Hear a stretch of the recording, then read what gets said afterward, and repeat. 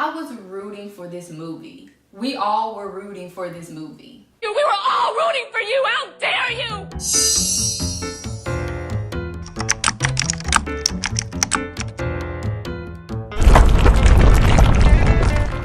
Hey y'all, it's Chelsea and welcome back to Dope Cinema. So today I am reviewing Velvet Buzzsaw. After discovering that the mysterious dead man in her building was an artist, Josephina enters his apartment and steals the paintings.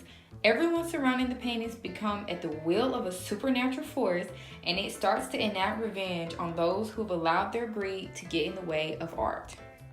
So let's just jump into what was positive about this movie, shall we? Jake Gyllenhaal's performance in this movie was awesome. He's the type of actor that really brings his characters to life, and this was no different. I really enjoyed how his character was this art critic that literally could make or break somebody's career, and he walked around like he knew that. He walked around like he had power within himself and like he was better than everybody else, and I actually really liked that. Another thing I really liked about Jake Gyllenhaal's character was the transformation. At the very beginning of the movie, you could tell that he was very confident, very sure of himself, but then as the movie goes on, he slowly starts to unravel. He starts having these mental breakdowns, these audio and visual hallucinations. You can just really see the decline of his mental health, and I actually really enjoyed that. Another character that I actually really enjoyed was Zaw Ashton, who played Josephina. I really liked the connection that her character and Jake Gyllenhaal's character had. I felt that their chemistry was very genuine and very natural, and I liked how their relationship progressed and how it ultimately failed. Another thing that I could really appreciate about this film was Dan Gilroy's depiction of the pretentious art world of LA.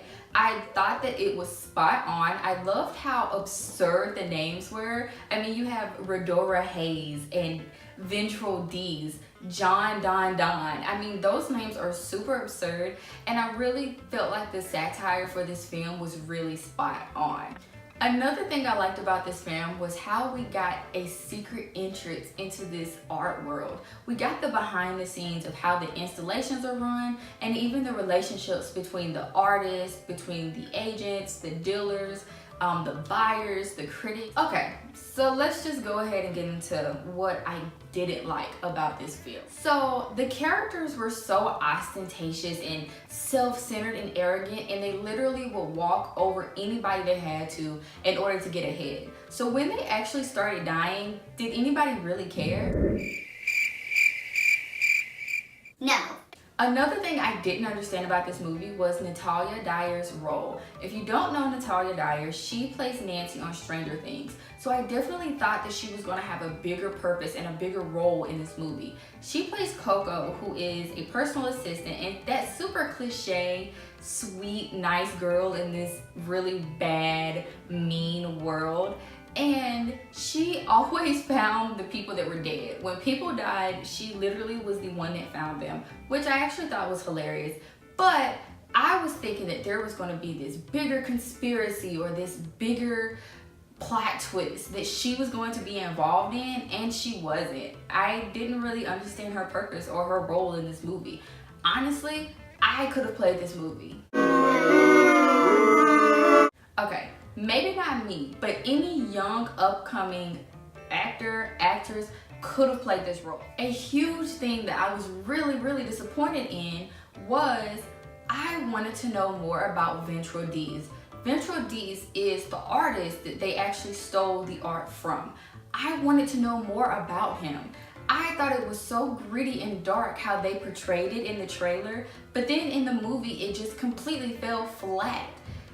It got to the point that when they figured out or discovered, and I don't think this is a spoiler because this is in the trailer, but when they discovered that he was making art out of body tissue and blood, it was just kind of like, oh, okay.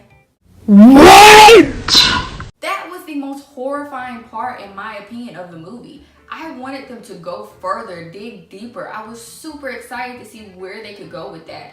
I believe that they had so much potential to really make that aspect of it the horror plot, and they didn't, and it just fell flat for me. So what would I rate this movie? So for the ratings, 10 through 9 is dope, 8 through 7 is a must-see, 6 through 5 is okay, and 4 and below is trash.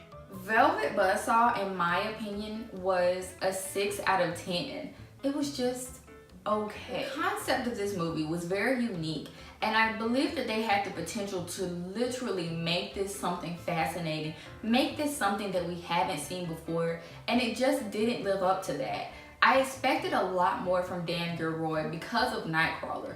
I expected Velvet Buzzsaw to be dark, to be gritty, to really give us something to think about and give us something memorable, and it just wasn't. So that is my review of Velvet Buzzsaw. If you have seen the movie, comment down below. Let me know if you liked it, if you didn't like it. Okay, you guys, that's it for this review. Bye!